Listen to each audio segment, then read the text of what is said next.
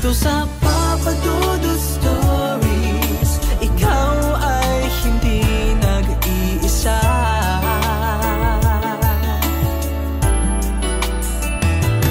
Dito sa Papa Dudut Stories, may nagmamahal sa'yo. Papa Dudut Stories, Papa Dudut Stories, Papa Dudut Stories.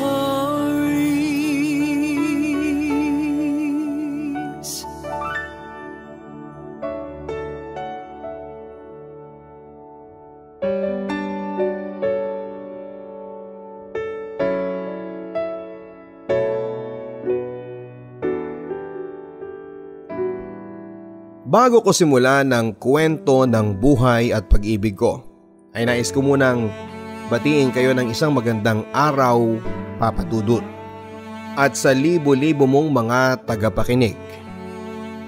Dear Papa Dudut, itago mo na lamang po ako sa pangalang James, 25 taong gulang at kasalukuyang nakatira sa Bacoor, Cavite.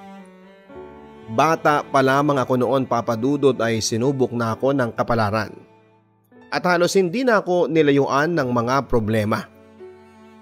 Ako yung tipo ng tao na mahilig magpanggap at hindi nagpapakatotoo sa sarili.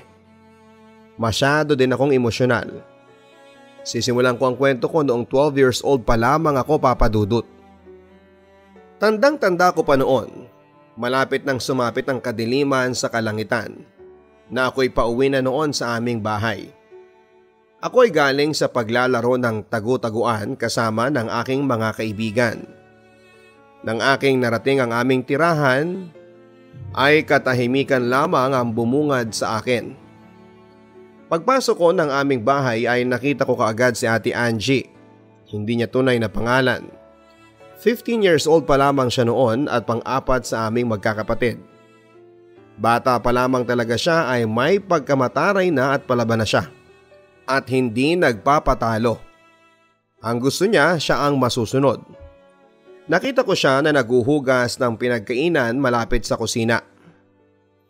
Nakita ko din ang aking ina na si Lorna, hindi po niya tunay na pangalan. 37 years old siya noon at ang aking ina ay sobrang mapagmahal at napakabait. Kung magsalita ang aking ina ay mahinahon lamang. Nakaupo sa isang sahig habang inuubo si inay. At kita ko sa aura ng kanyang mukha na may lungkot ang kanyang mukha. Pero hindi ko na lang yung pinansin. Ako naman ay umupo sa maliit na upuan. Medyo magkalayo lang ng konti ang distansya namin ng aking ina. Si Tito Edo noon parang may iniisip at hindi mapakali at palakad-lakad lang ito sa bahay. Medyo sakto lang ang bahay namin noon. Isang kwarto at walang pintuan. Hinaharangan lamang yon ng kurtina. Sa katahimikan yon ay bigla na lamang napalitan ng kaingayan. Lumapit sa kusina si Tito Edu. Nakatayo lang doon, may tinitignan sa mga kasangkapan namin. Habang si Ate Angie ay hindi pa tapos sa paghuhugas dahil medyo madami siyang hinuhugasan. At bigla akong napatingin kay inay. Nagtataka kasi ako nang napatayo na lamang siya ng mabilis at sobra siyang nagulat, Papa Dudut. At doon ko nakita na may hawak na matulis na kutsilyo ang aking Tito Edu. Si Tito Edu, hindi niya tunay na pangalan, ay mas matanda si inay sa kanya ng 2 taon. Ang aking tito ay may topak. Kung minsan nananakit na lamang ito. At may pagkaisip bata. Tumanda kasi siyang walang nobyo. Musmus pa lamang ako dati ay kasama na namin siya sa iisang bubong. At ako palagi ang pinag-iinitan niya. Nakatutok ang kutsilyo sa aking ina. Hindi ako makapaniwala na kayang gawin yon ng tito ko sa aking ina. At sobrang nanlaki ang mga mata ko. Agad na lang akong naparipas ng takbo sa likuran ng aking ina. Sobrang takot ang naramdaman ko ng mga panahon na yon. "Anong gagawin mo, Edu?" Bitawan mo yan, ang sabi ng nanay ko habang kinakabahan. At bigla na lang napaurong sa paghuhugas ng plato si Ate Angie at tumakbo siya ng mabilis at napahawak sa kaliwang kamay ni inay at kinakabahan. Tito, anong gagawin mo kay mama? Sasaksakin mo ba siya? Maawa naman kayo kay mama. Bitawan mo yan. Pagsusumamo ni Ate Angie habang umiiyak na ito. Lalo pang nanlisik ang mga mata ni Tito Edu at pati si Ate Angie parang gusto niya ring saksakin dahil tinutok niya yung matulis na kutsilyo. Huwag po, bitawan mo yan. Mama, baka patayin tayo, ang sabi ni Ate Angie kay mama habang walang humpayang pagdaloy ng kanyang mga luha. Ako noon ay iyak lang din ng iyak. Ano mang nangyayari sa iyo, Edu? Bakit mo ito ginagawa sa amin? Ikaw pa ba ang kapatid ko? Pakiusap, bitawan mo yung kutsilyo, tanong ni inay na nagmamakaawa. Hindi ko alam kung bakit hindi man lang nagsasalita ang aking tito, pero sa reaksyon ng kanyang mukha ay nanlilisik ang kanyang mga mata. Para ba itong sinasaniba ng isang demonyo at may gigil pa ito sa kanyang mukha. Ilang segundo pa ay sobrang lakas ng pagbukas ng pinto. At bigla-biglang naparipas ng takbo si Ate Shane at napahawak siya sa kanang kamay ni inay. Si Ate Shane Papadudut, hindi niya tunay na pangalan, ay 17 years old pa lamang noon. Pangatlo siya sa aming magkakapatid at si Ate Shane ay mapagmahal na anak. At sobrang takot na takot si Ate Shane at mabilis ang pag-agos ng kanyang mga luha sa kanyang mga mata. Tito, bitawan mo na yan. Huwag mong gawin yan. Baka masaksak mo si mama. Pakiusap ni Ate Shane kay Tito. Habang nagmamakaawa at umiiyak, puro haguluhol ang lumalabas sa amin noon at sobrang takot na takot. Umakbang ng isa si Tito, sige, ituloy mo yan, patayin mo ko, pero wag mong idadamay ang mga anak ko para matapos na ang problema, ang sabi ng aking inay habang nagmamakaawa at paiyak na ito. At lalo kaming natakot na makapatayin si inay. Mama, wag tito, bitawan mo na yan. Nagmamakaawa kami sa iyo, ang sabi ni Ate Shane kay Tito at wala itong tigil sa pag-iyak. Takot na takot at nakahawa kami ng mahigpit kay inay. Halos magwala na kami sa takot.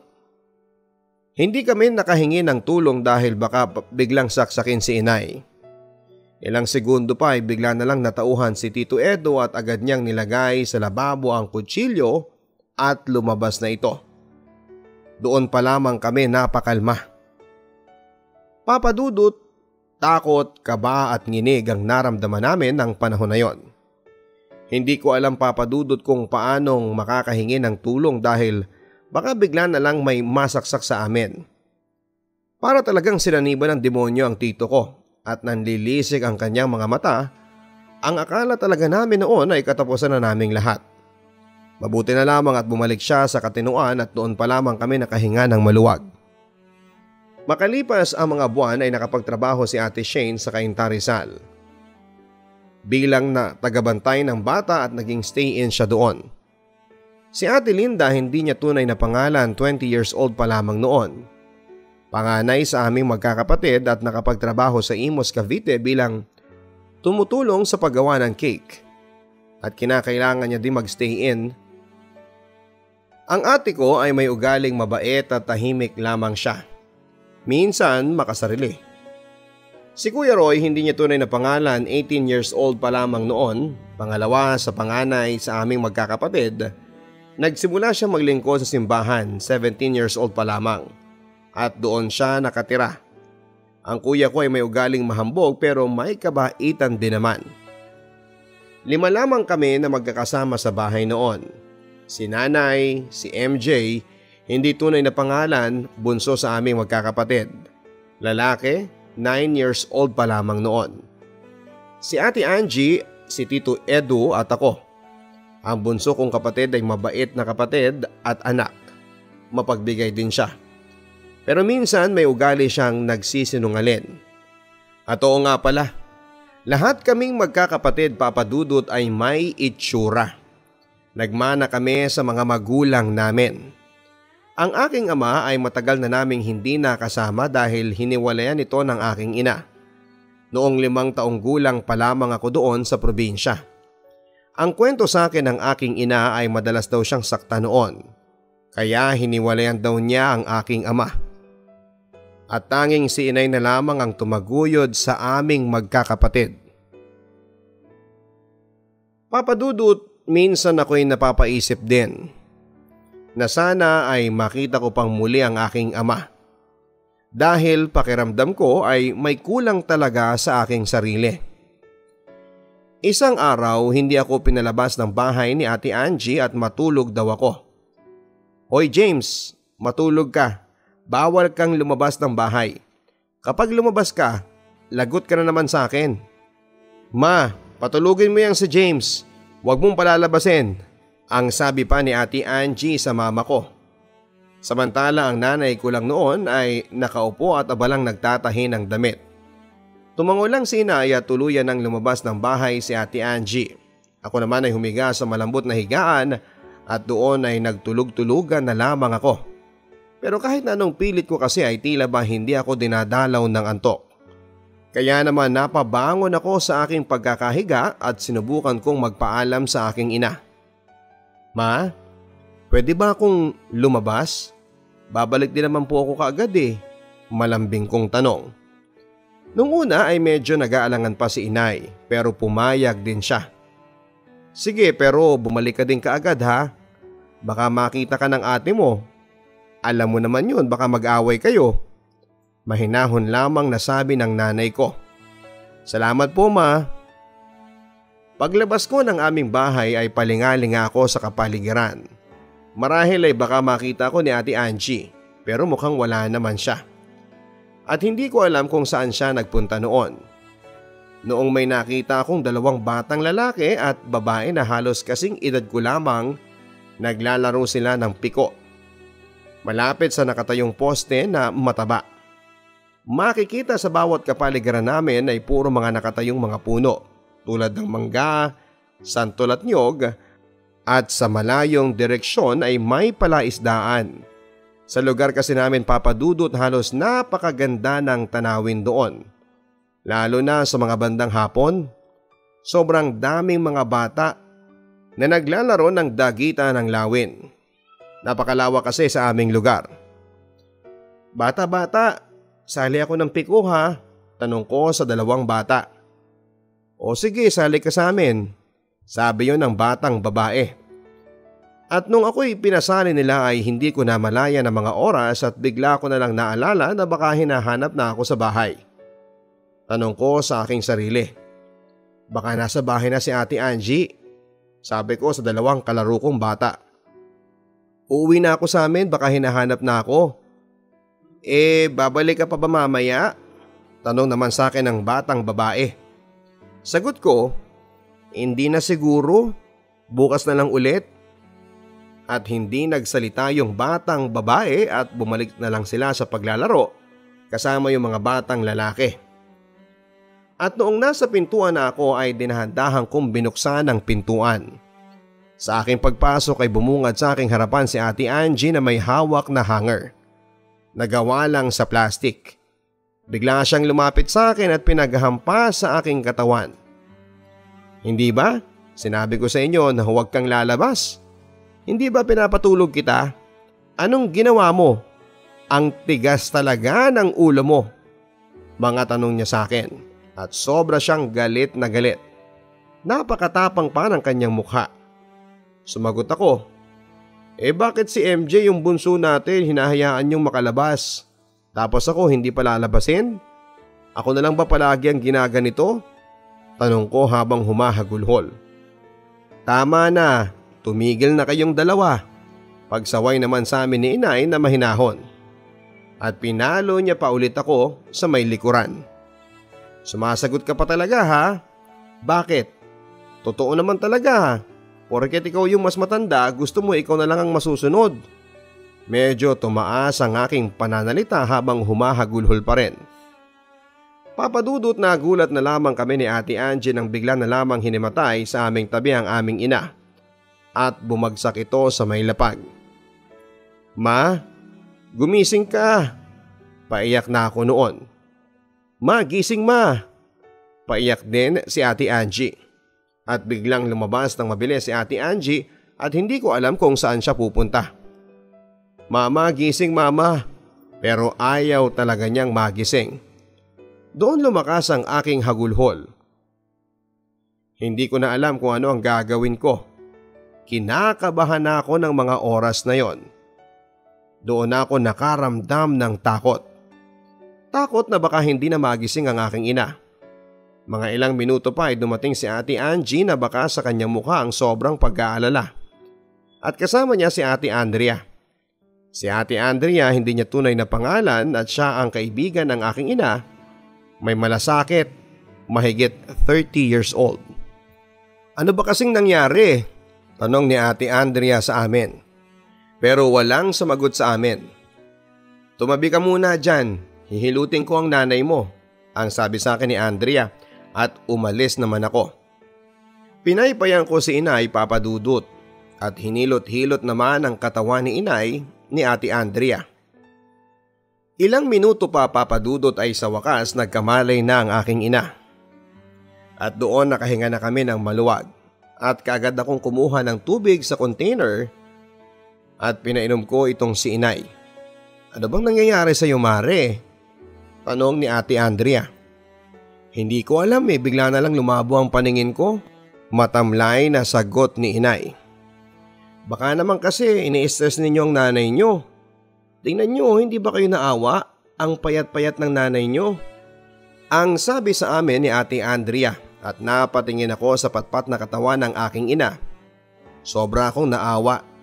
Nagsalita naman si Ate Angie. Siyang may kasalanan sabay turo niya sa akin. Siya ang dahilan kung bakit hinimatay si Mama. Pamalang ang pagkakasabi niya. Sa inis ko ay nasagot ko na naman siya. "Bakit ako? Bakit ikaw?" tanong ko at medyo iba ang tono ng aking pananalita. "Ayan na naman kayo Bawal nga ma-stress ang nanay ninyo," pagsaway ni Ate Andrea sa amin. At nakatingin lang sa amin ang aming ina na parang sinasabi ng mata niya na tumigil na kami. At napatahimik na lamang kaming pareho ni Ate Angie. At hindi na nagkibuan pa. At tuluyan ang lumabas ng bahay si Ate Andrea. Papadudot, hindi ko alam kung bakit ako ang sinisisi ni Ate Angie dahil daw sa akin ay hinimatay si Inay. Inaamin ko naman na may kasalanan din ako pero bakit parating ako na lang? Hindi ko namang ginusto na nawala ng malay si Inay. Pero bakit parang ako ang dahilan ng lahat, Papadudot? Paano naman ako? November 28, 2006, pasado alas 6 noong gabing yon, ako ay nanonood ng dance contest. Sa isang malaking entablado, medyo malapit sa amin yon dahil ang lugar namin, isang squatter area lang, ang labas namin ay isa lang subdivision. Sa subdivision na yon ay doon ginaganap ang mga patimpalak at napakalaki ng stage doon. Nang gabing yon ay sobrang daming mga tao. Sa sobrang dami ay may mga nakatayo na at nakatayo lang din ako. Sobrang saya ko po noon dahil halos ang gagaling ng mga sumasayaw at ang mga tao ay nagpapalakpakan. Nang biglang may kumalabit sa likuran ko. Pagharap ko ay isang babae, nasa 30s, matangkad, long hair at pamilyar sa akin ang mukha niya. "Bakit po ate?" tanong ko. "Yung nanay mo, isusugod sa ospital at hirap ng huminga. Puntahan mo, baka maabutan mo pa siya sa ambulansya," sabi niya na may pag-aalala. "Totoo po ba yan?" "Oo, puntahan mo ngayon na." Kumaripas kaagad ako ng takbo. Sari-saring emosyon ang aking naramdaman at napahinto ako nang makita ko nga ang ambulansya. At pinapasok ng 3 lalaki na mga nakamask ang aking ina. Madami-daming tao ang nakatingin sa aking ina. Ang naririnig ko sa kanilang bibig ay ano raw ba ang nangyari. Pinaandar na ang ambulansya. Doon ay hindi ko napigilang mapaiyak, Papadudot. At wala akong pakialam kahit madaming tao sa kapaligiran at tumitingin sa akin. Parang hindi ko sila nakikita noon. Naglalakad ako noon nang nakatulala lang sa malayong direksyon. Tila madaming iniisip at walang humpay ang pag-agos ng mga luha ko. Dinaanan ko lang ang bahay namin at nagpunta na ako sa medyo may kadiliman na may nakatayong malaking puno ng kawayan. Doon ako mag-iisip para mapag-isa. Maya-maya pa papunta sa akin si Ate Shane. Kararating lang niya noon, nag-day off kasi siya sa kanyang trabaho dahil sa kalagayan ni inay. Nang biglang nagring ang cellphone ni Ate Shane, habang hawak niya sa kamay ang cellphone, ito yung makalumang cellphone pa dati. Nang nilagay niya sa tenga ang cellphone, agad akong lumapit sa tabi niya. Pagsagot niya, nakarating na ba kayo sa ospital? Nasaan pa lang ba kayo? Ano? Doon nag-iba ang kanyang tono at may kaba. Hindi yan totoo. Hindi yan totoo. Tanong ko, anong nangyayari? Kinakabahan na ako. Si Mama? Wala na si Mama, patay na siya. Habang sinasabi niya yon, Papa Dudut, ay walang humpay ang pag-agos ng kanyang mga luha. At doon ay bumuhos din ang aking mga luha. Papa Dudut, hindi ko na alam ang gagawin ko. Patay na si inay. Sana kung mag-aagalang na naidala ang aking ina ay umabot pa ito sa ospital. Kaya pala hindi na mawala-wala yung ubo niya dati dahil pala sa may malubhang sakit na pala siya. Papa Dudut, sa murang edad ay kinuha ang aking ina. Sobrang sakit. Wala na nga akong ama, pati ba naman ina ay mawawala pa. Hindi ko alam kung paano ko haharapin ang bukas. Bakit si inay pa? Bakit kung sino pa yung mabait ay siya pa ang kinukuha? Ipinagpatuloy ko po noon ang pag-aaral ko pero palagi na akong matamlay. Simula kasi nang nawala ang aking ina, nawala na ako ng gana. Hanggang sa tuluyan na akong huminto sa pag-aaral, grade 6 lang ang natapos ko. Isang araw kaming dalawa lang ni Tito Edo ang nasa bahay. Gusto kong maglakwat siya noong tanghaling tapat na yon. Dahil naiilang ako sa tito ko dahil kapag kasama ko siya, pakiramdam ko ay may mangyayaring hindi maganda sa akin. Isa pa ay alam ko din na ayaw niya sa akin. Lalabas lang po ako tito, paalam ko sa kanya. Hindi. Dito ka na lang. Ang sabi ni Ate Angie mo, huwag ka daw palabasin at matulog ka daw. Ang sabi niya sa akin na pagalit. Pero hindi ko siya pinakinggan. Nagmatigas ako at nakahawak ako sa pinto nang bigla niyang kinuha ang malaking tubong kahoy sa gilid ng mahabang upuan. Doon niya kasi yun nilalagay. Napatingin ako sa kanya ng masama. Ang sama mo makatingin na. Ano? Lalabang ka na? Umalis ka sa pinto, baka pilayan pa kita, damuho ka. Galit na sabi niya sa akin. Pero nagmatigas lang ako. At doon ay tinutuon niya ang pagpalo sa akin. Hinataw niya ako sa hita ng sobrang lakas. 1, 2, 3 beses niya akong pinalo. Napapatalon lang ako sa sobrang sakit at napapahawak ako sa hita. Sigaw ko habang umiiyak ay aray, tama na. Iyak lang ako ng iyak. Ang sabi ko naman sa iyo ay hindi uubra ang katigasan ng ulo mo. Iba ang tono ng kanyang pananalita na may galit. Ilang segundo pa ay bumukas na ang pinto at nakita ni Ate Angie ang pagkakahawa ko sa aking hita. Nilapitan niya ako. Ano ba yan? Hindi naman kailangan paluin si James. Patulugin, hindi paluin. Palagi mo na lang siyang kinakawawa. Ang sabi ni Ate Angie na may inis kay Tito. Sobrang tigas kasi ng ulo ng kapatid mo eh. Hindi nakikinig.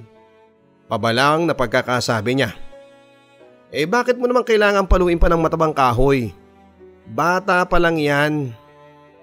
Sumagot si ate ng pabalang din. At hindi na nagsalita pa si Tito Edu. Papa Dudut, halos matroma ako sa piling ng aking Tito Edu. Dahil sa natamo kong mga latay. Halos palagi niya akong pinapalo ng mga panahon na yon.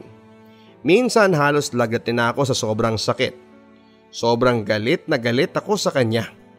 At nagtanim ako ng sama ng loob sa tito ko. Siguro pasaway ako. Pero yung palagi niya akong pinag-iinitan kahit minsan ay wala namang dahilan, hindi na kasi yun tama. Buti na lang at nandun si Ate Angie at pinagtatanggol niya ako. At naramdaman ko, Papa Dudut, na may pakialam pala siya sa akin. Kasi ang akala ko dati, wala nang nagmamalasakit ni isa sa akin. Yun lang naman ang gusto ko, Papa Dudut. Kahit konting pagmamahal, maligaya na ako.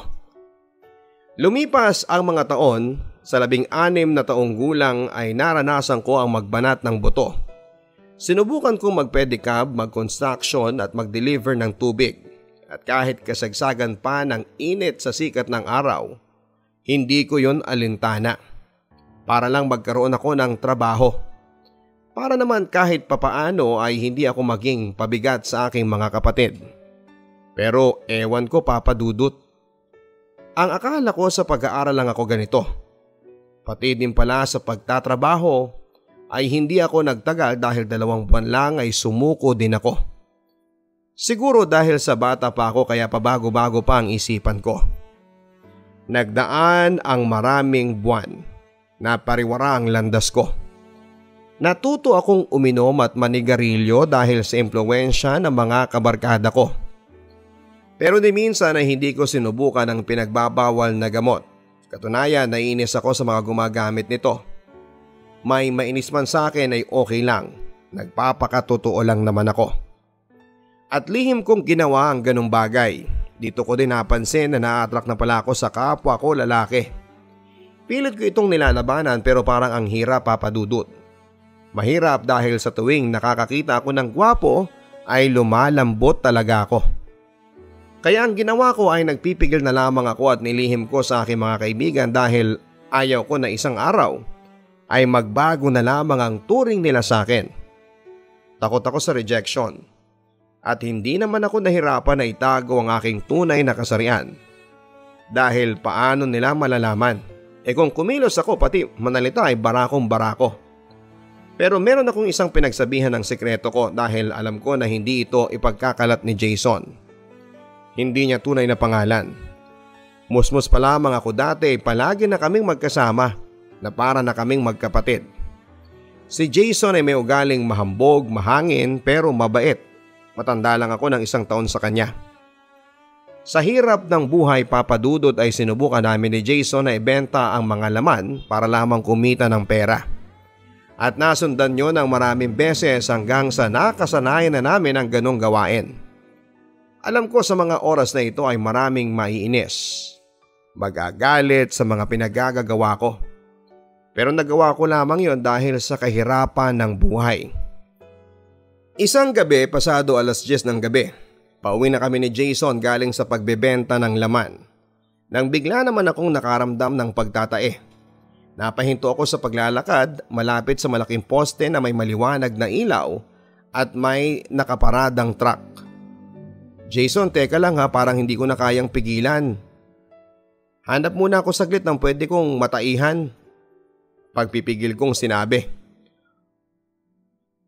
Oh, okay, sige, hintayin na lang kita rito. Medyo natatawa ang sabi niya.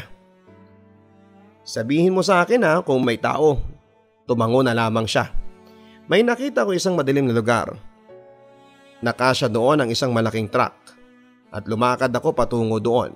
At doon ako pumwesto malapit sa kaunting mga damo na medyo malapit lang sa may gate. Pero hindi ko pinansin yung gate kung may nakatira ba dahil madilim kasi. At doon ako umupo. Salamat at nakaraos din, sabi ko sa sarili ko. Pagtayo ko ay bigla na lang may tumahol na aso. Bigla ko nataranta. Hahakbang na ako sa paglakad nang biglang may bumuka sa gate. At hindi ko akalain sa pinapwestuhan ko ay may nakatira pala doon. Masyado kasi ako naging kampante at nakita ko ng matandang lalaki na nasa edad 50 anyos. Biglang lumaki ang mata ko sa takot. Anong ginagawa mo dito? Hindi mo ba alam na bawal sa lugar na to? Tanong niya sa akin, naggalit at sumisigaw pa. Kuya, pasensya na po, hindi ko naman po alam na bawal po palang pumunta dito. Pagmamakaawa ko habang natatakot. Siguro papasukin mo ang bahay ko, ano?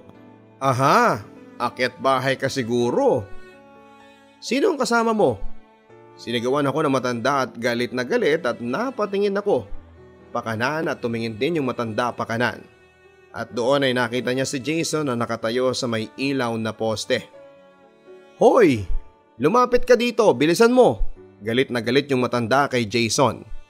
Si Jason naman ay biglang lumapit at kinakabahan. Magtabi kayo. Huwag kayong tatayo ha. Mga loko kayo ha. Mami, kunin mo yung shotgun ko, bilisan mo. Sumigaw ng malakas yung matanda at galit na galit. Kuya, wag po, maawa na po kayo. Hindi po kami magnanakaw. Sobrang taing-tai ko lang po eh. Sabi ko sa matanda habang umiiyak at nagmamakaawa na. Tumingin siya sa akin at sinungalin. Sinagawan niya ako. Huwag kayong tatakbo dyan ha. Malilintikan talaga kayo. Galit na galit ang matanda na parang demonyo. Kuya, nagmamakaawa po kami sa inyo.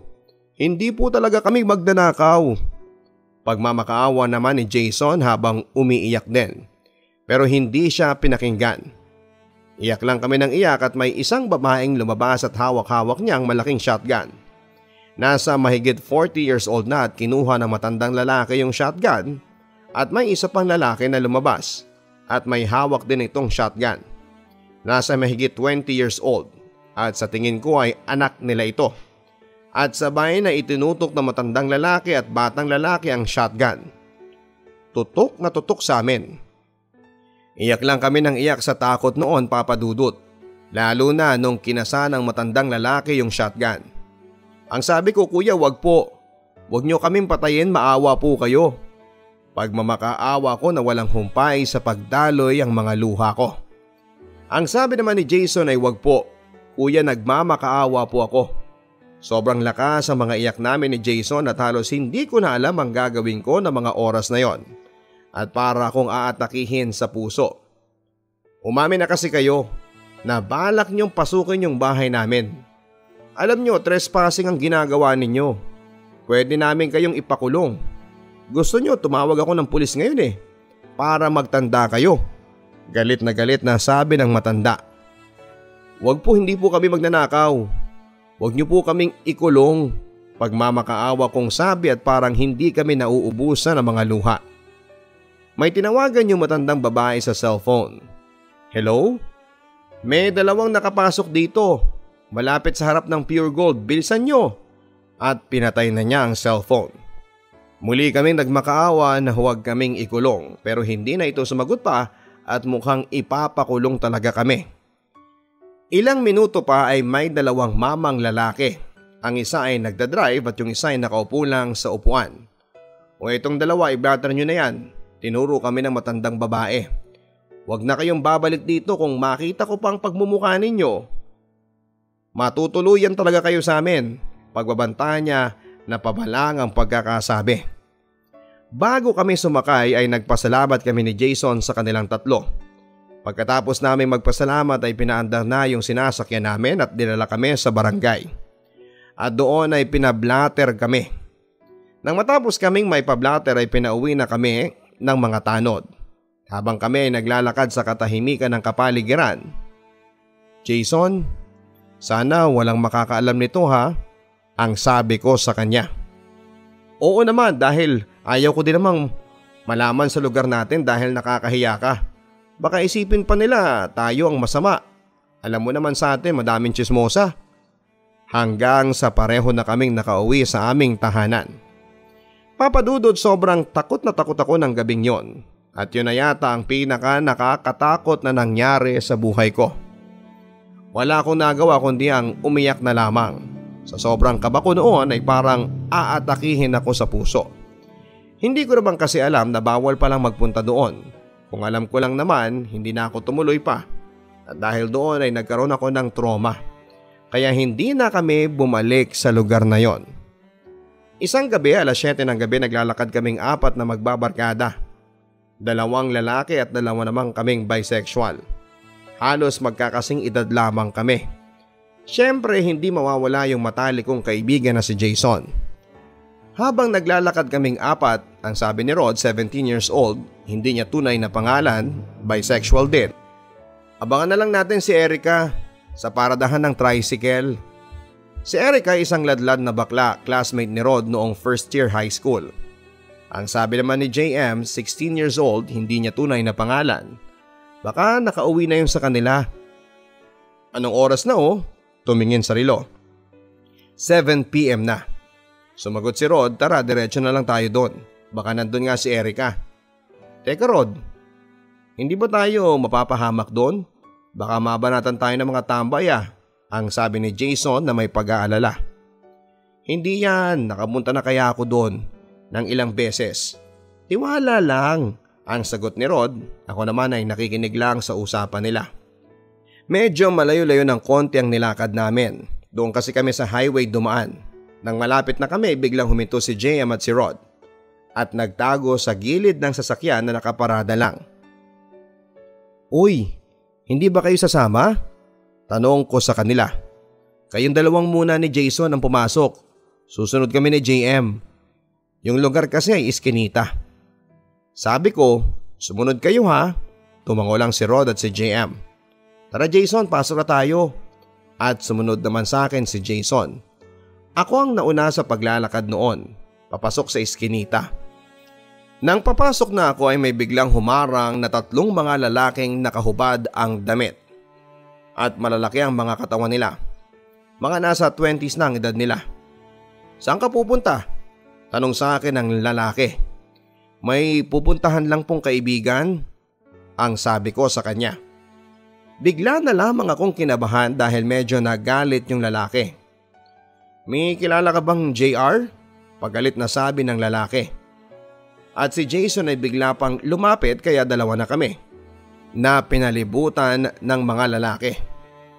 Kilala mo ba yung JR? Inulit ng lalaki at lagi siyang nagagalit at pabalang magsalita. Kinakabahan na ako noon Papa Dudut. Hindi ko po kilala at bigla na lang akong sinuntok sa muka ng sobrang lakas at halos matumba na ako sa lapag Papa Dudut.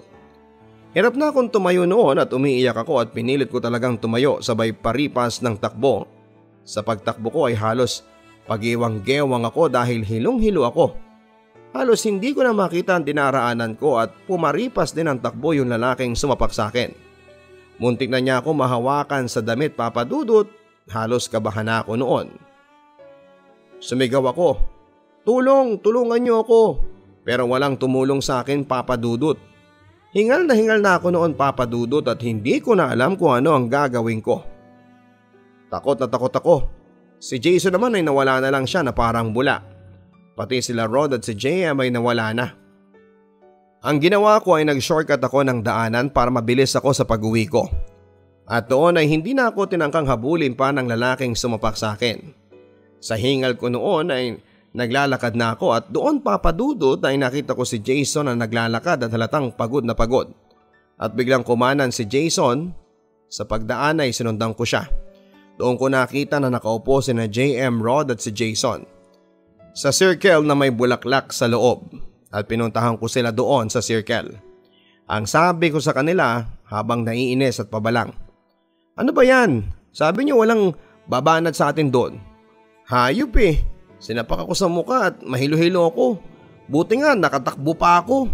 Bad trip talaga. Sumagot naman si Rod. Hindi ko naman alam na may babanat pala eh. Bakit ka ba kasi sinapak? Tanong ni Rod. Ang sabi ko, tinatanong sa akin kung kilala ko daw yung JR. Biglang sumingit si JM. Ay kilala ko yung si JR, naku may atraso yun doon. Kaya siguro binanatan ka dahil akala nila tropa mo. At hindi na ako sumagot pa. Jason, ibili mo naman ako ng yelo. Grabe kasi namamagana yung kabilang pisngi ko. Ang pakiusap ko kay Jason. Bumili naman si Jason ng yelo. Pagbalik ni Jason ay kinuha ko yung yelo at nilagay ko sa mukha ko para mawala yung pamamaga ng pisngi ko. Ilang minuto pa, James, nakikita mo yung naglalakad? Turo ni Jason. Yung may hawak ng alak. At napatingin ako sa lalaki. Taga dun yan o, puntahan mo para kahit papaano makabawi ka man lang. Ang sabi sa akin ni Jason. Pinuntahan ko yung naglalakad na lalaki at hawak-hawak ko ang yelo. Nasa 15 years old or 16 years old yon. At pagpunta ko ay huminto siya. Ako naman masama ang tingin ko. Taga dun ka ba sa Seven Sisters? Tanong ko. Tumangaw lang yung lalaki. Tarantado ka, nang dahil sa mga taga doon binanatan ako. Sa galit ko ay binato ko yung yelo sa katawan niya at tinamaan siya sa gilid ng tiyan. Bigla siyang tumakbo dahil sa takot. Pagbalik ko sa kanila kina Rod, JM at Jason, ang sabi naman ni Jason, dapat lang yun sa kanya, kulang pa nga yun eh. Si Rod at JM ay sumang-ayon lang at doon na kami nag-uwian. August 17, 2013, naglayas ako sa amin kasi pakiramdam ko ay palagi na lang akong pinapagalitan kahit na hindi ako ang may kasalanan. Sa akin sinisisi kaya sa inis ko ay umalis na lamang ako sa amin, Papa Dudut. Nang hindi nagpapaalam, may ugali kasi ako na kapag ginugusto ko ay ginagawa ko talaga. Hindi ko alam, Papa Dudut, kung saan ako dadalhin ng hangin ng mga panahon na yon hanggang sa napadpad ako ng Luneta. At dahil first timer pa lamang ako noon sa Maynila ay para talaga akong inosente, Papa Dudut. Sa paglalakad-lakad ko noon ay may nakita kong isang bench na upuan. At doon ako umupo at pinagmasdan ko ang kapaligiran at ako ay napatingala sa kalangitan. Nag-isip-isip ako kung anong darating na kapalaran sa akin. Paano na lang kung naubos ang kakarampot kong pera? 300 pesos na lang kasi ang laman ng wallet ko noon. Saan ako pupulutin kapag nagtagal pa ako sa lansangan? At doon sa bench na yon, doon ako nagpalipas ng gabi. Hanggang sa dinalaw ako ng antok. Doon ko niyoko ang ulo ko sa nakapatong kong bag. Hindi ko na malayan na nakatulog na pala ako.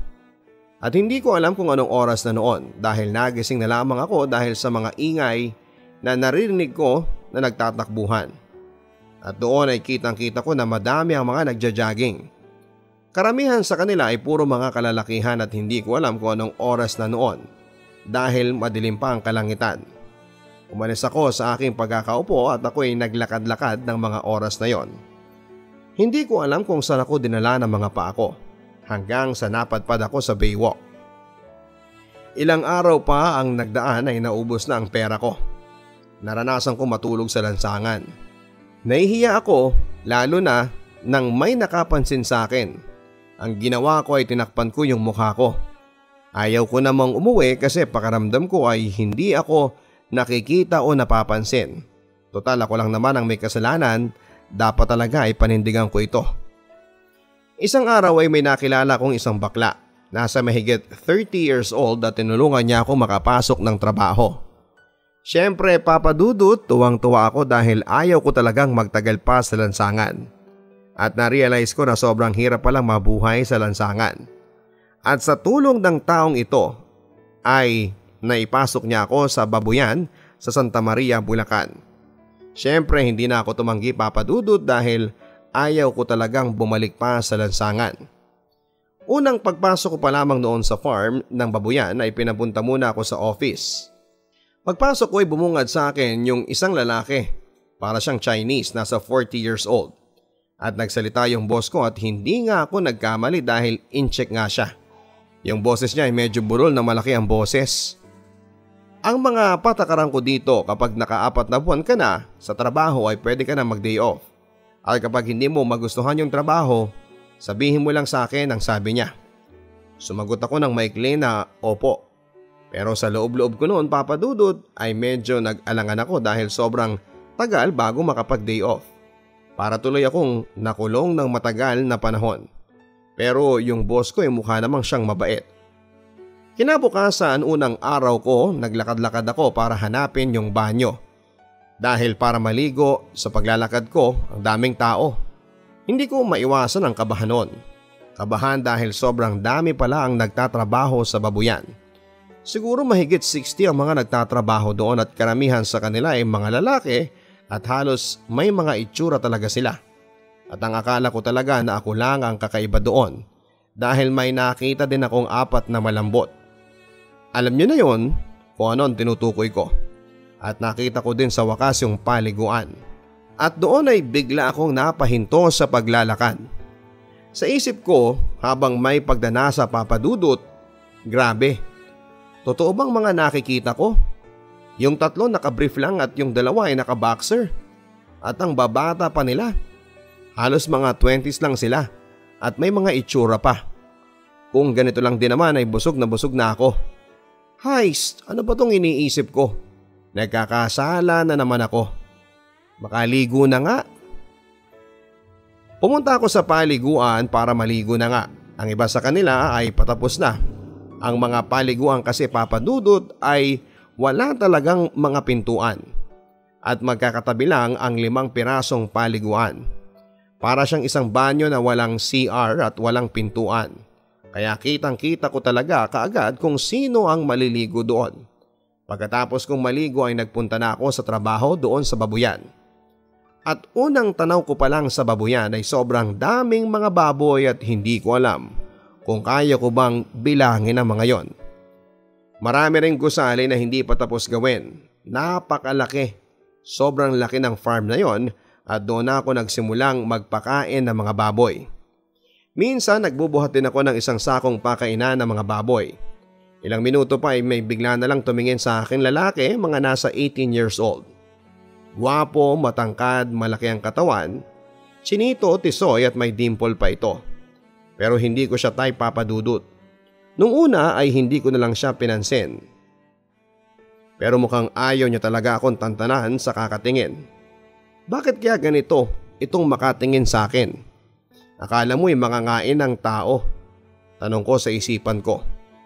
Nagpatuloy din ako sa pagpapakain ng mga baboy at sinubukan ko ulit tumingin sa kanya. At hindi nga ako nagkamali dahil nakatingin pa rin siya sa akin.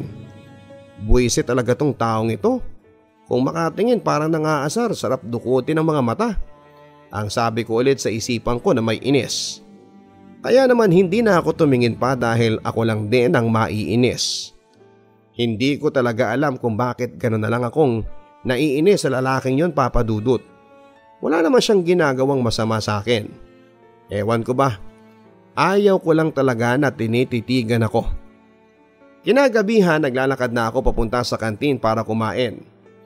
Bungad ko pa lang ay sobrang daming mga kumakain sa lamesa at karamihan sa kanila ay halos edad ko lang at sila ang mga katrabaho ko. Hindi na kasi kailangan pang lumabas dahil nandun na yung mini store kung saan kami uutang at kapag sahuran na ay kinakaltas na lang yon. At ang tagaluto sa kantin ay isang baklang long hair, todo makeup, matangkad at malaki ang katawan. Mga nasa 30s. Pagkatapos kong kumain, may second batch. Pa silang mga kakain sa kantin. Paglabas ko ay umupo muna ako sa ilalim ng mangga. At doon ay nagyosi. Pagkatapos kong manigarilyo ay diretso na ako sa barracks kung saan ako matutulog habang nakahiga ako. Bigla-bigla na lang may pumasok sa barracks na isang bakla. Nakapanlalaki na gupit. Nasa 30s at gupit panlalaki. Malaki ang uso at medyo mataba. Tumingin siya sa akin at walang kasing pintuan yung pinto kaya nakapasok siya kaagad. Anong pangalan mo? Tanong niya sa akin. Yung boses niya ay baklang bakla pero malambing. Ako nga pala si James. Ako naman si Mimi. Nag-shake hands kami. Sino nga pala nagpasok sa'yo dito? Tanong niya ulit. Isang bakla yung Ruby? Kilala daw siya dito ng mga nagtatrabaho dahil madami daw siyang naipasok dito. Kilala mo ba siya? Tanong ko sa kanya. Oo, si Ruby, yung baklang payat na chararat. Sabay halakhak niya. At pinigilan ko yung tawa ko. Ilang taong ka na at taga saan ka? Tanong niya. 80 na ako, taga Cavite. Saan sa Cavite? Tanong niya ulit. Sa Bacoor, maikli kong sagot. Talaga? May bahay din kami dyan sa Zapote. Malapit lang pala no? Maikli kong sabi at tumango lang siya. At nagsalita siyang muli. Medyo tisoy-tisoy ka pala no? At cute. At napahalakhak na lang talaga ako. Ako cute? Binabola mo lang ako eh. Sabi naman niya, hindi, totoo nga ang sinasabi ko, ang cute mo. Kaya lumapit pa siya sa akin at bigla na lang niya akong hinawakan sa hita. Medyo napaatras ako sa ginawa niya. Ano pong ginagawa niyo? Tanong ko. At hindi niya ako pinakinggan papadudot dahil pinasok niyang dahan-dahan ang kamay niya sa dibdib ko. Uy, anong ginagawa mo? Tanong ko ulit. Alam mo, type kita. Pwede ba? at hindi na ako nakapagsalita pa. Napabuntong hininga na lamang ako, Papa Dudut, at noon ay nag-init na ako. Tara, doon tayo sa kwarto ko. Baka kasi may makahuli sa atin dito. Mahirap na dahil walang pintuan. Yung labas baka biglang may pumasok. Tumayo kami pareho at paglabas namin ay binuksan niya yung pinto ng barracks kung saan siya natutulog dahil halos magkadikit lang ang tinutulugan namin. Pagpasok namin ay malinis ang loob at madami-daming mga gamit at mukhang matagal na siya sa trabaho. Pagkatapos ay nilak ni Mimi yung pinto at humiga kami sa kanyang kama hanggang sa may nangyari sa amin, Papa Dudut. Pagkatapos ng mga nangyari, ang sabi niya sa akin, gusto mo jowain kita at susuportahan ko mga pangangailangan mo. Hindi ka magugutom sa akin dahil katiwala ko ng boss namin. Ano, payag ka ba? Ang sabi ko naman, o sige tayo na. At kinis niya ako sa pisngi at hindi niya alam na silahis ako, Papa Dudut. Unang pagkikilala pa lang ay may nangyari na kaagad sa amin. Nakakatawa at naging kami pa, hindi ba? Kaya lang naman ako nakipagrelasyon sa kanya, Papa Dudut, dahil para masuportahan niya ang iba kong pangangailangan. At walang siyang kaalam-alam na nagpapanggap lang ako at wala akong balak na sabihin sa kanya ang totoo. Oo, mali dahil niloloko ko siya pero wala eh. Kailangan ko ding magpanggap para hindi ako mapisto sa mga katrabaho ko na may pusong binabay ako. Mahirap na baka makutsa ako at pagtawanan nila. Kinaumagahan ay dumiretso ako sa paliguan para maligo at pagkatapos kong maligo ay dumiretso na ako sa aking trabaho para magpakain ng mga baboy. Oo nga pala, kabilang pala ako sa pang-umaga na trabaho. Meron din kasing panggabi na nagbabantay sa mga baboy dahil baka mamatay yung mga biik kapag walang nagbabantay. At muli ko namang nakita yung lalaking kinakainisan ko, as in nakakainis talaga. Pero sa pagdaan ng mga linggo ay hindi ko alam, Papa Dudut, kung paano at saan nagsimula ang lahat dahil pagkagising ko na lamang, isang araw yung lalaking kinakainisan ko ay bigla na lang pumasok sa isipan ko at hindi mawala-wala at palagi siyang pumapasok sa isipan ko. Alam na rin ng lahat ng katrabaho ko na may relasyon kami ni Mimi dahil madalas siyang nagpupunta sa trabaho para bigyan ako ng kung ano-ano. At mapagbigay siyang tao at medyo mabait. Isang araw habang nagpapakain ako noon sa mga baboy, hindi ko maiwasan na sumulyap-sulyap at hinanap ko kasi noong kung nasaan yung lalaking kinakainisan ko. Hindi kaya, Papa Dudut, kaya hinahanap ko siya dahil namimiss ko lang kung paano niya ako inisin. Kaya siguro nagkakaganito ako. Pero akala ko lang pala yun, Papa Dudut, dahil kapag hindi ko siyang makita ng ilang oras ay nalulungkot na ako. Hindi kaya iba na ito. Mga halos 3 oras ay nakita ko na siyang muli. Siguro yung mga 20 hakbang ng paalang ang distansya namin sa trabaho. At nagkasabay kaming nakatinginan at bigla na lang siyang ngumiti sa akin. Ako naman sa loob-loob ko ay kinikilig. Oo, tama kayo. Kinikilig na ako sa dati kong kinakainisan. Napalitan ito ng lihim na pagmamahal at parang mahal ko na siya. O man, para sa iba, anong magagawa ko? Marupok kasi akong tao at yon ang nararamdaman ko at lihim ko siyang minamahal. Tanghaling tapat na noon nang biglang tumunog yung bell.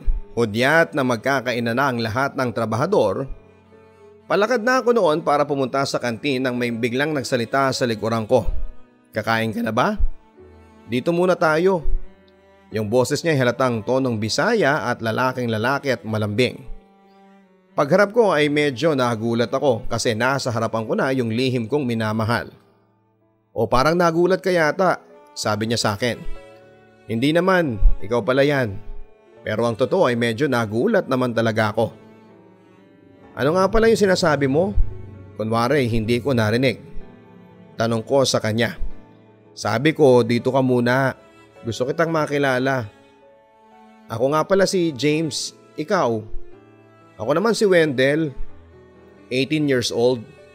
Medyo natawa ko. Bakit mo naman kailangan sabihin yung edad mo? At natawa na rin siya. Wala lang.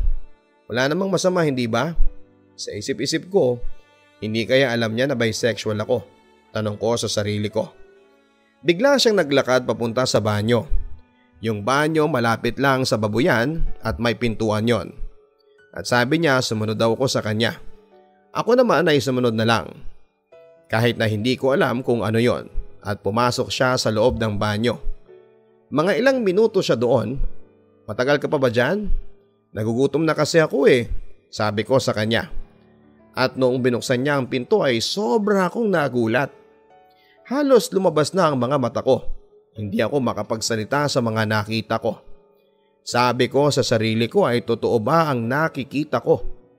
Hindi ako makapaniwala na kaya niyang gawin ito. At nakatingin siya sa akin na para bang nangaakit. Sa nakita ko ay nakabrief lang si Wendell. Uy, hindi ka na nagsasalita dyan. Tanong niya na medyo nakangiti pa. Wendell, bakit? Bakit mo ginagawa yan? Baka may maka... At biglang hinila niya ang kamay ko papasok sa banyo at nilak niya ng mabilis. Tinakpan niya ang bibig ko ng kamay niya. Medyo pabulong niyang sinabi na huwag kang maingay, baka may tao sa paligid at marinig tayo. Nagulat talaga ako at hinalikan niya ako sa labi ko. Napaatras ako. Bawal to, lalabas na ako. Ang sabi ko na may pag-ayaw. Gusto kita at natulala naman ako. Gusto kitang maging karelasyon.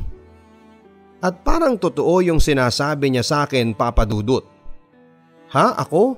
Pero bakit? Tanong ko sa kanya. Pero ang totoo ay pakipot lang ako noon. Magpakatotoo ka na kasi. Alam ko na malambot ka. Napasing kita hindi lang isa kundi 3 beses. Minsan na kitang nakitang binubuhat mo yung sako. Doon ay nahalata na kita. Pero hindi yun mahalaga sa akin, tanggap kita kung ano ka pa. Sa mga sinabi niya ay kita ko sa mga mata at pananalita niya na nagsasabi siya ng totoo.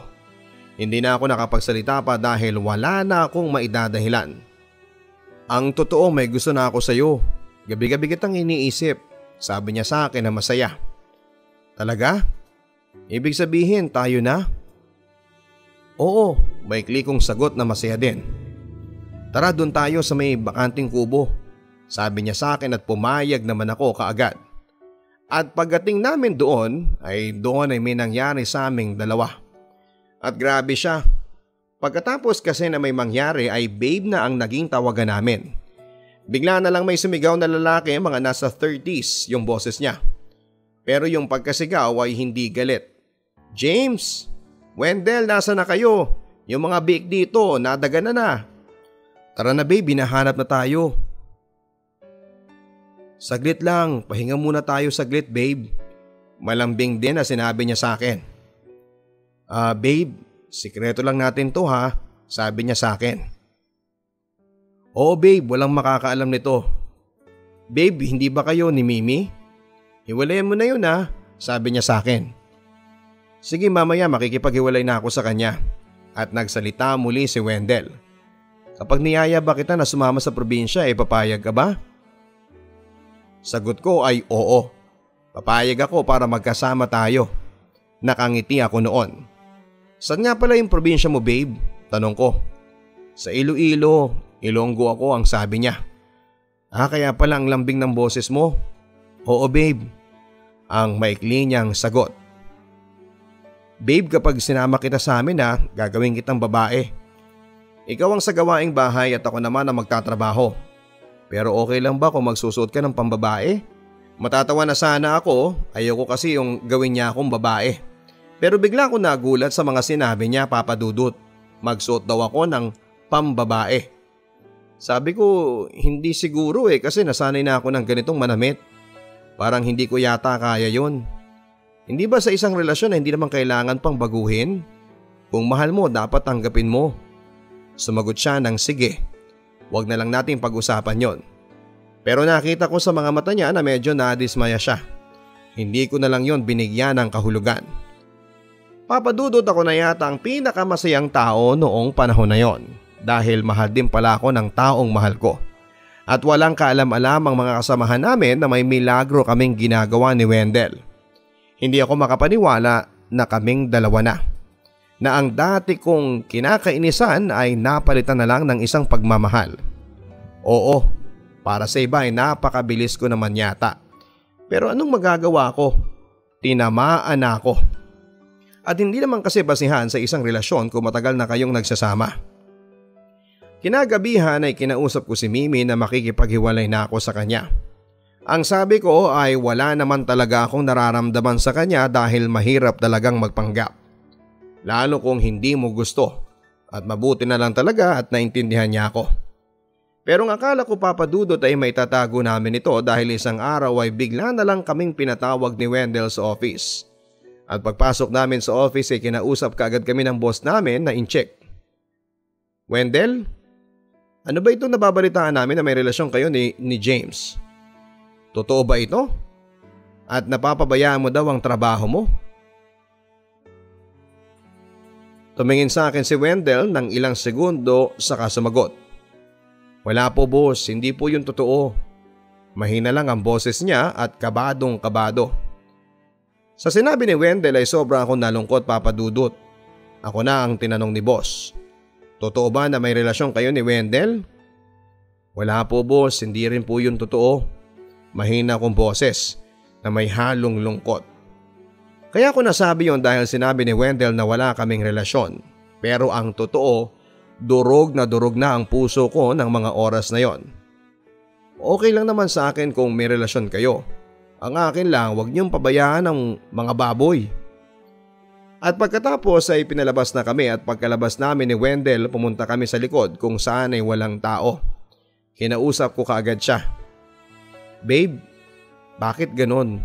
Totoo ba yung sinabi mo kanina? Hindi mo na ba ako mahal? Babe, pasensya ka na ha. Nasabi ko lang yon dahil baka malaman ng tito ko na may karelasyon na naman ako. Ayaw kasi nun ng bakla eh. Dati kasi naging karelasyon ko si Mimi. Medyo nagulat ako. Tapos pinaghiwalay kami ng tito ko. At kapag nalaman niya na may bago akong karelasyon na bakla, ay malalagot daw ako sa kanya.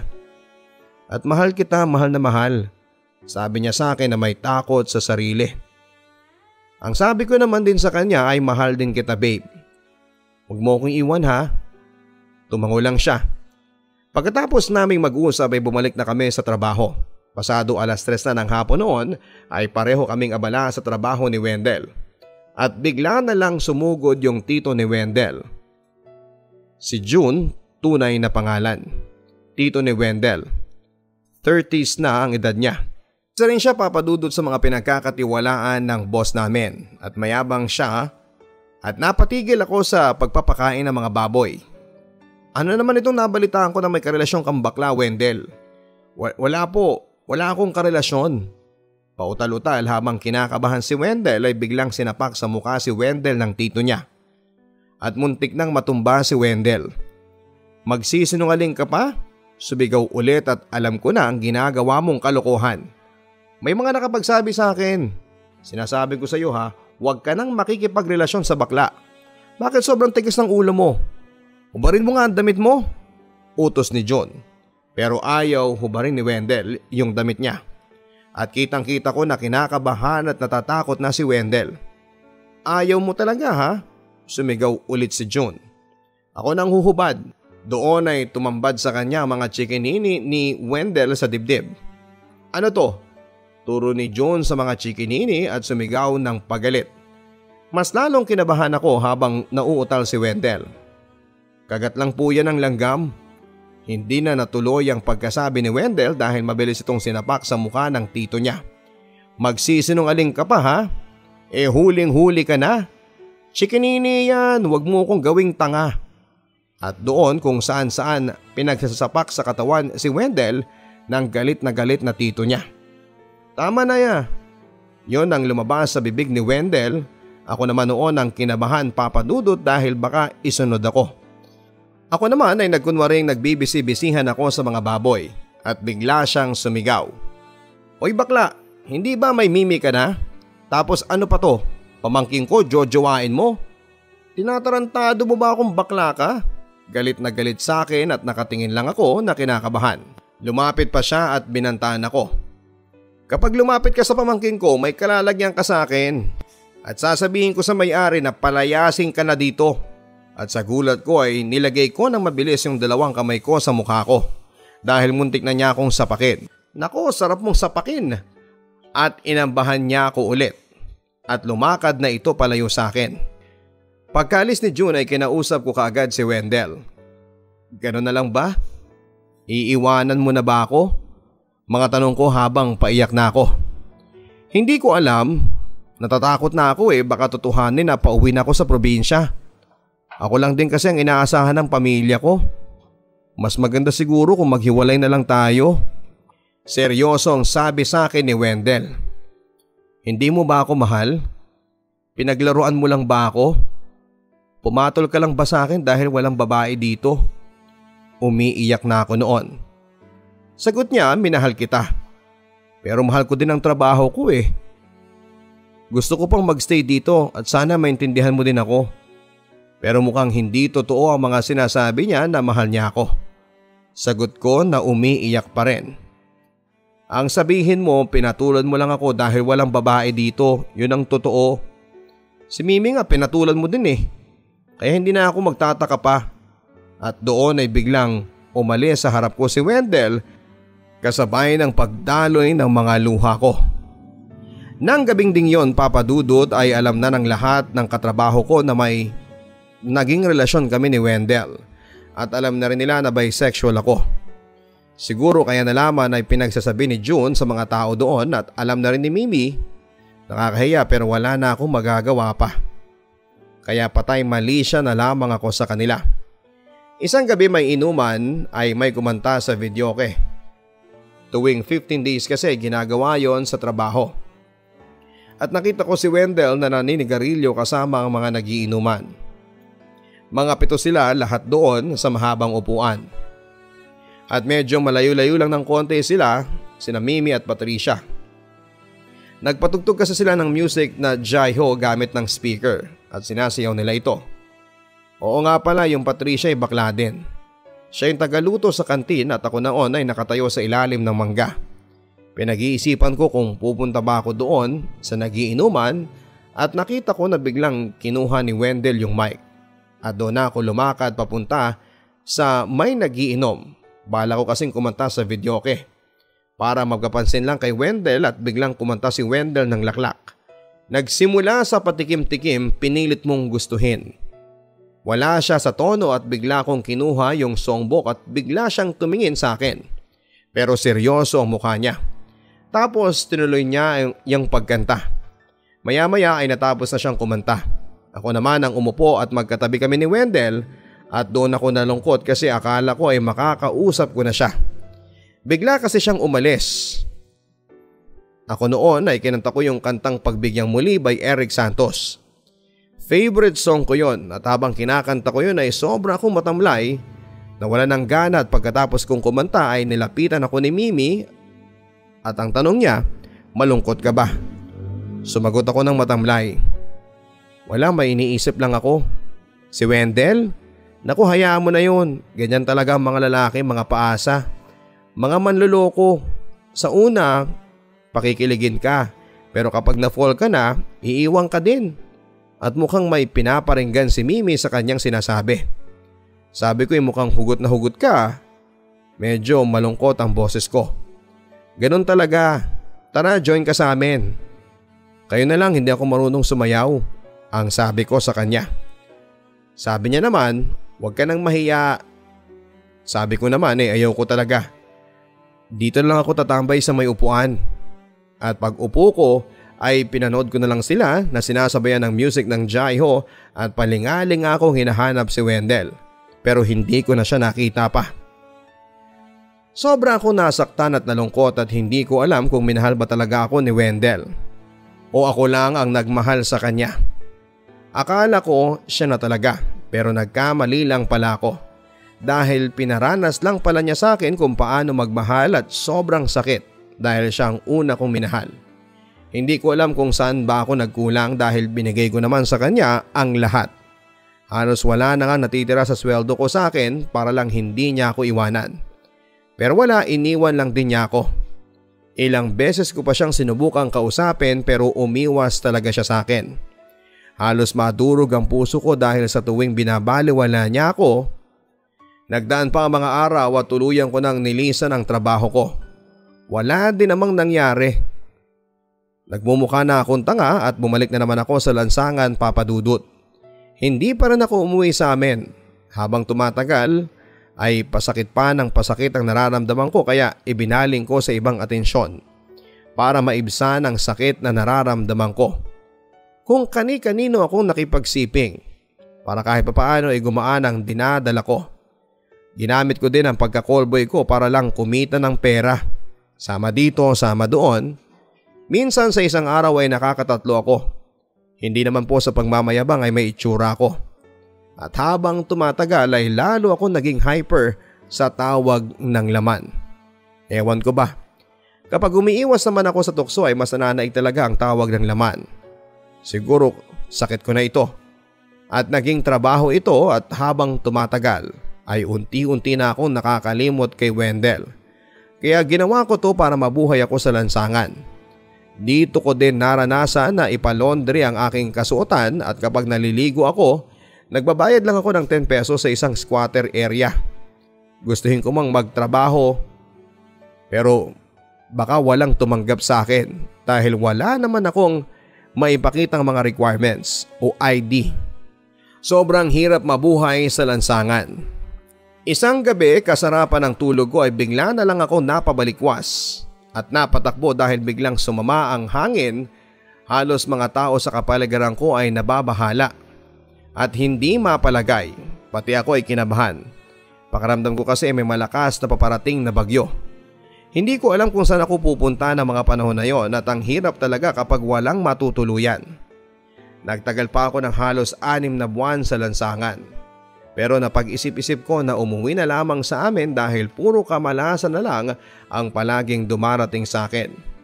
Sa pag-uwi ko, Papa Dudut, ang akala ko ay nilubayan ako ng problema.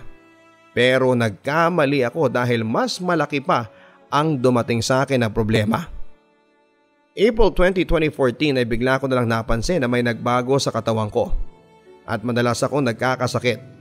Inuubo ako, nahihilo at nilalagnat. Nagkaroon ako ng butlig sa aking katawan at hindi ko na lang yon pinansin dahil ang sabi ko ay gagaling din ako. Akala ko ay gagaling ako pero hindi ako gumaling-galing. Ayaw ko namang magpa-check up kasi nasanay na akong hindi nagpapatingin sa doktor. Nagdaan ang buwan, mas dumami pa ang butlig sa buong katawan ko hanggang sa naranasan ko na ang depression. Hindi na lumalabas ng bahay kasi baka kung ano pa ang isipin ng mga kapitbahay namin at baka mahusgahan pa nila ako. December 2014 sa wakas ay gumaling na lamang ako nang hindi nagpapatingin sa doktor. Pero bakas ang marka ng peklat sa katawan ko. Na ang dating makinis na balat ay napalitan ng kulukulubot na balat at para bang tumanda na ang balat ko. Medyo naiinis ako sa sarili ko at dito ay nagkaroon ako ng insecurity sa katawan. Makalipas ang 1 taon, February 2016 nakapagtrabaho ako sa Tapsihan bilang crew. Okay naman at walang problema sa pagtatrabaho ko. Pero makalipas lang ng 2 buwan ay bigla na lang bumalik ang panghihina ko. Inuubo ako at nahihilo at naduduwal ako. Kaya madalas ay hindi ako nakakapasok sa trabaho. Isang araw nasa labas na ako ng pinto para pumasok sa trabaho at ang sabi ko sa sarili ko, ang sama na naman ang pakiramdam ko. Bakit ganito sobrang inaapoy ang buong katawan ko? At hindi mawala yung ubo ko. Pinakiramdaman ko ng ilang minuto ang katawan ko at biglang sumakit ng sobra yung tiyan ko. Sabi ko, bakit ganito sobrang sakit? Mukhang hindi ako makakapasok ngayon. Namimilipit na ako sa sakit. Bigla akong pumasok sa loob ng bahay at sinarado ko na ang pinto. Habang si Ate Angie ay nanonood ng TV sa sobrang sakit ay humiga na ako sa gilid. Medyo malapit sa hagdanan at tumingin sa akin si Ate Angie. 27 years old na siya, may 2 na siyang anak na babae at lalaki. Yung bunsong babae ay nasa 7 years old at yung panganay ay nasa 8 years old. Hiwalay at hiwalay sa kanyang asawa at kasama namin sila ng anak niya sa iisang bubong. Siya ang pang-4 sa aming magkakapatid. James, ano bang nangyayari sa iyo? Sabi niya na may pag-aalala. Ang sabi ko naman habang namimilipit pa rin sa sakit at inuubo. Sobrang sakit ng tiyan ko. Pahinga ka na lang dyan, huwag ka nang pumasok. Biglang bumukas yung pintuan at pumasok si Ate Linda. 32 years old na siya noon. Panganay kong kapatid, hiwalay din sa asawa at may isa na rin siyang anak na lalaki. Nasa 7 years old at kasama din namin sila ng anak niya sa isang bubong. Anong nangyayari sa iyo, James? Pag-aalala niya. Ang sakit, sobrang sakit. Hindi ko na kaya. Ibili mo nga ako ng 2 Bear Brand yung nasa lata. Inabot ko yung 100 pesos kay Ate Linda at lumabas siya para bumili. Pinalapit ko si Ate Angie at sinabi kong talian niya ang tiyan ko dahil hindi ko na talaga kaya ang sakit. Halos mapaiyak na ako sa sakit. Lumapit sa akin si Ate Angie at humanap siya sa itaas ng manipis na damit at pagbaba niya ay tinali niya yung tiyan ko ng mahigpit. Ilang minuto pa ay bumukas na ang pintuan at pinagbuksan ko si Ate Linda, ibinigay niya sa akin yung Bear Brand at umupo ako para inumin yung gatas. At pagkatapos kong uminom ay doon ay bigla na lang ako nasuka at halos nagkalat sa paligid ng mga suka. At halos naka-4 na suka yata ako at biglang hinampas ni Ate Linda ang likod ko. Sa sobrang sakit ng tiyan ko, nananamlay na ako.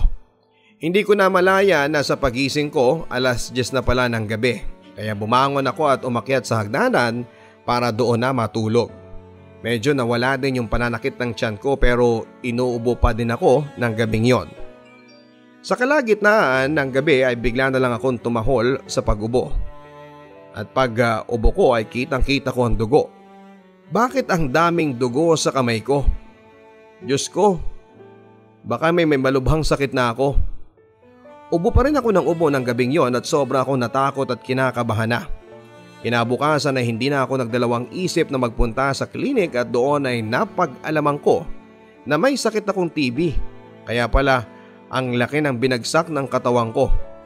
Kaya ako to nakuha, malakas din akong manigarilyo. Kinabukasan ay nag-receive ako ng message number lang. Good morning, this is Renalyn. Punta ka sa klinik 2 PM ng hapon. Pasado 1:30 ng hapon pagpunta ko sa klinik at kinausap ako ng nurse na babae na nagsuri na may TB ako. Nasa 20s na siya. Ang sabi niya, kaya kita pinapunta rito dahil kailangan ka daw kausapin ng doktor. Agad ako naglakad sa room ng doktor. Pagpasok ko ay tumambad sa akin ng lalaking sobrang taba at matangkad. Nasa 40s. Pag-upo ko ay tinanong niya ako kung ano ang pangalan ko. Yung boses niya ay sobrang laki na parang halimaw sa laki.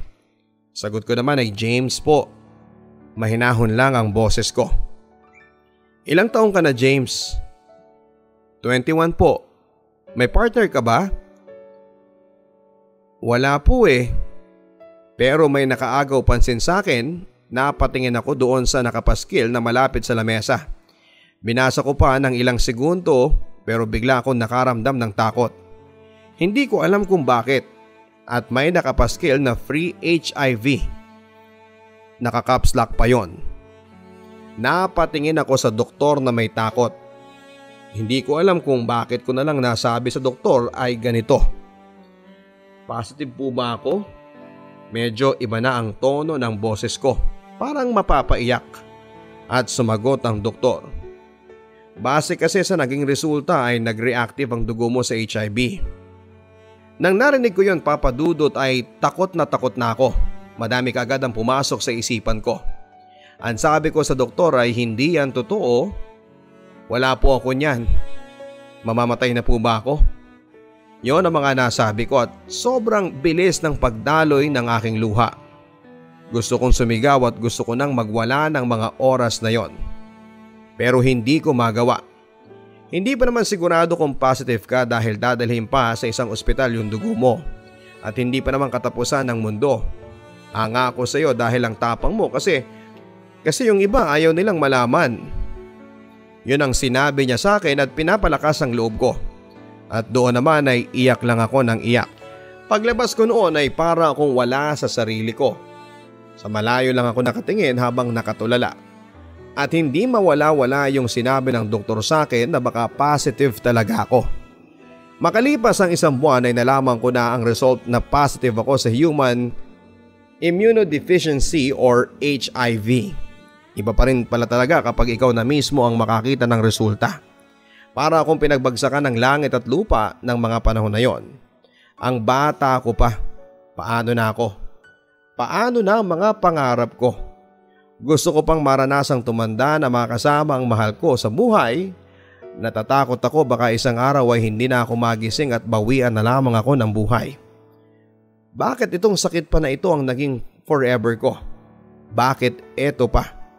Siguro eto na ang parusa sa akin ng Diyos dahil wala akong ibang ginawa kundi ang magpagalaw kung kani-kanino at ako ang gumagawa ng kapalaran ko. Nagdaan ang mga araw at buwan na depressed na ako at parang sasabog na ang dibdib ko. Parang hindi ko na yata kaya, nagdalawang isip na akong sabihin sa pamilya ko ang tungkol sa sakit ko. At sobra silang nagulat at nagalit pero tinanggap din nila ako at silang naging sandalan ko ng mga panahong lugmok na lugmok ako. At doon ko napatunayan na mahal pala talaga nila ako. November 2016 ay gumaling ako sa sakit na TB pero sumailalim pa rin ako sa gamutan para madugtungan ang buhay ko. At napag-alaman kong matagal na raw pala akong infected dahil ang sabi ng doktor ay nauwi na pala sa AIDS yung sakit ko. Kung naging aware lang sana ako noon Papa Dudut, hindi na sana lumala pa ng ganito. Dapat pala nung panahon na nagkasakit na ako ay nagpakonsulta na ako sa doktor. Pero wala, huli na ang lahat. Nasa huli talaga ang pagsisisi. Makalipas ang 3 buwan ay sinabi ko sa kaibigan ko na si Jason ang tungkol sa sakit ko. Tinanggap naman niya ako pero noong nalaman niya na may AIDS ako ay umiwas na siya sa akin. At nalaman ko din sa iba akong kaibigan na ikinalat niya ang sakit ko. Nasira po ang reputasyon ko.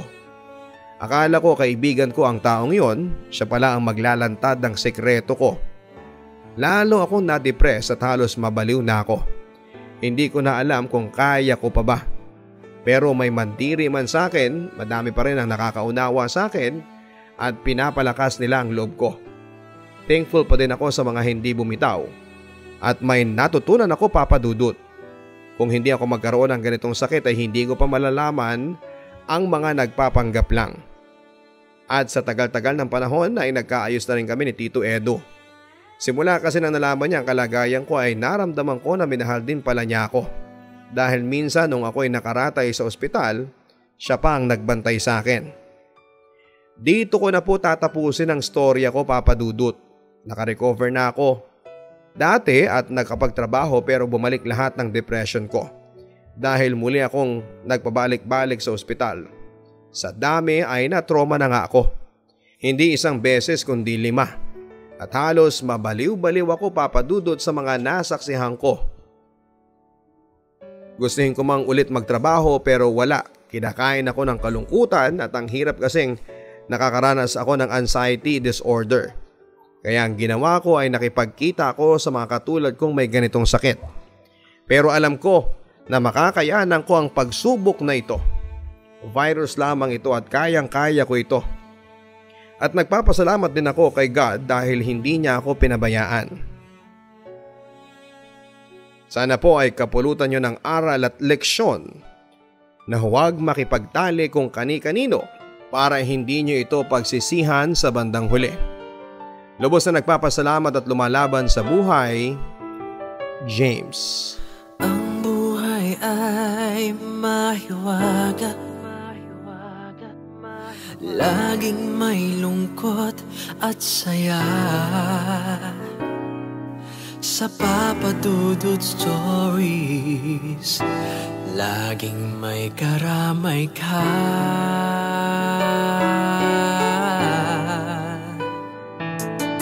Mga problemang kaibigan, dito ay pakikinggan ka.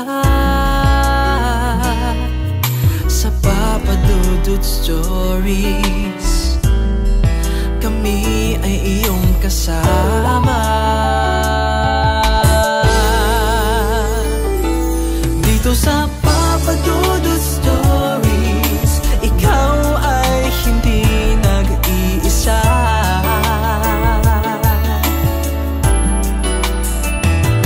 Dito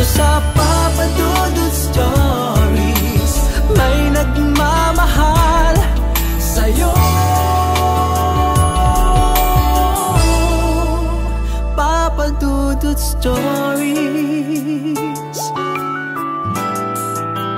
Papa Dudut Stories.